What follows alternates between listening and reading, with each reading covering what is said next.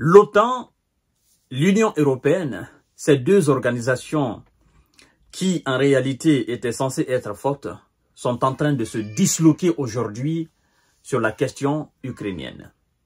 Vous savez que avec l'avènement de M. Donald Trump à la tête des États-Unis, la position américaine a complètement changé sur la question ukrainienne. Du coup, M. Donald Trump est passé à la vitesse supérieure avec son émissaire, avec son ministre des Affaires étrangères, je veux dire le secrétaire d'État américain. Et qu'est-ce qui se passe au niveau du continent européen?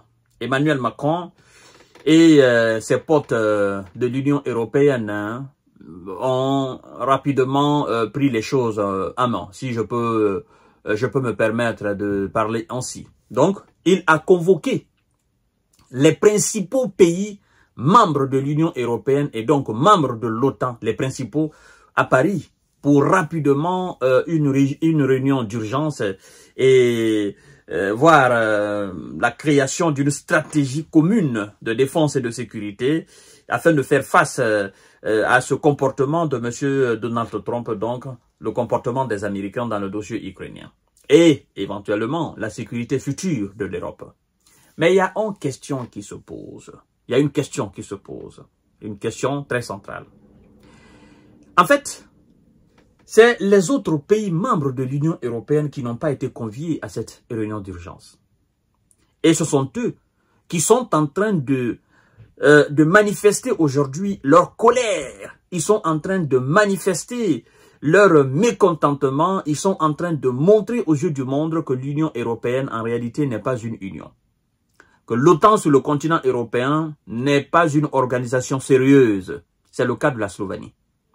La Slovénie regrette très fort et fustige d'ailleurs ce comportement de Emmanuel Macron, d'Olaf Scholz et des autres qui, voilà, je crois bien c'est une dizaine de chefs d'État qui prendront part, qui ont été invités. Et donc eux, ils n'ont pas été invités. Donc, si nous, on n'a pas été invités, c'est que nous, on ne représente absolument rien au sein de l'OTAN, au sein de l'Union européenne. Et donc, la Slovénie n'a pas aimé, mesdames et messieurs.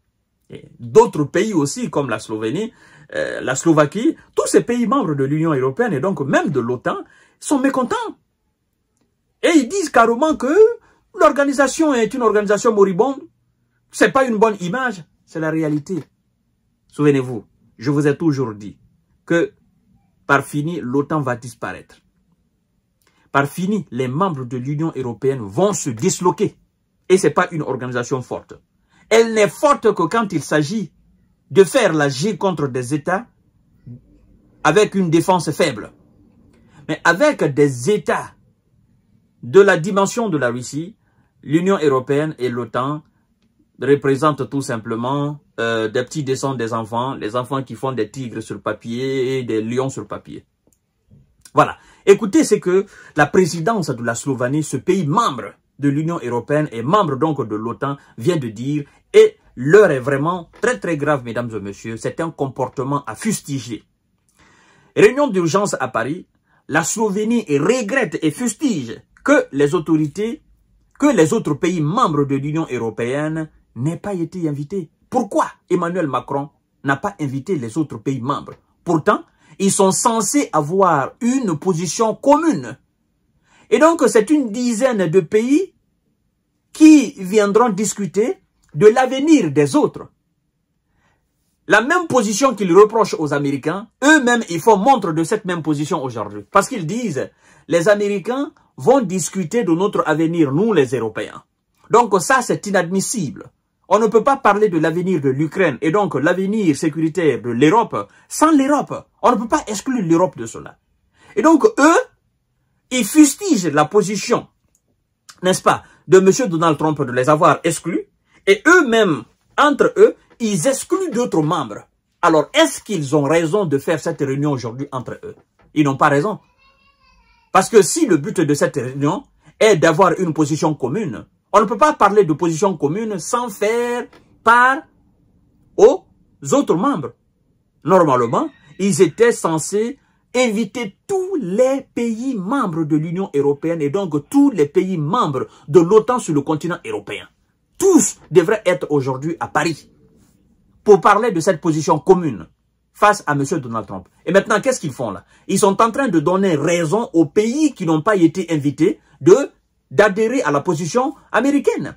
Bon, si entre nous-mêmes, Européens, on ne nous considère pas, qu'est-ce que nous autres nous devons faire? Nous devons accepter la position des Américains. Et donc, la division est aujourd'hui palpable. Qui est à la base de cette division-là? C'est la grandeur de la Russie. La Russie montre de jour en jour que ce qu'on appelle l'Union européenne et ce qu'on appelle de l'OTAN, en fait, c'est pas des organisations fortes. C'est des gens, des copains qui se réunissent et chacun a son intérêt. Écoutez, mesdames et messieurs. Alors, la présidence slovène nous dit ceci. Sur un plan symbolique, les organisateurs du sommet de Paris montrent au monde que, même au sein de l'UE, tous les États ne sont pas traités sur un même pied d'égalité. A commenté dans un communiqué la présidente slovène Nataša Pirc-Musar. Elle continue en disant ceci. Cela ne correspond pas à l'esprit du processus d'intégration européenne. Ce n'est pas l'Europe à laquelle nous aspirons. Ce n'est pas une Europe qui serait respectée dans le monde. Ce n'est pas une Europe qui serait un partenaire digne de l'Alliance nord-américaine, a déclaré Madame Pirc-Musar, selon voilà, le média radio-télévisiesh slovène. C'est la réalité. Tout ce qu'elle vient de dire, c'est la vérité. Hein? Nous ne sommes pas égaux dans l'Union européenne, donc dans l'OTAN. Et les organisateurs de ce sommet même, ils ont précisé en disant les pays phares, les principaux pays de l'OTAN, les principaux pays de l'Union européenne. Mais un pays n'est pas égal à un pays dans l'Union européenne. Un pays n'est pas égal à un pays dans l'OTAN. Mais si vous-même, vous encouragez à ce qu'un pays de l'Union européenne ne soit pas égal à un autre pays de l'Union européenne, est-ce que vous ne donnez pas raison aux États-Unis? Vous donnez raison aux États-Unis. Vous donnez raison à M. Donald Trump. Parce que Donald Trump, lui, dit tout simplement, l'Amérique n'est pas égale à l'Union européenne. Et donc, il dit, bon, vous allez voir, les Européens eux-mêmes vont vous montrer qu'ils ne sont même pas égaux. Et c'est ce qu'ils viennent de faire montre aujourd'hui. Ils viennent de donner carrément raison à M. Donald Trump. Est-ce que cette réunion maintenant à Paris a lieu d'exister? Non. Parce que le but, c'est d'avoir une position commune face aux Américains, face aux Russes.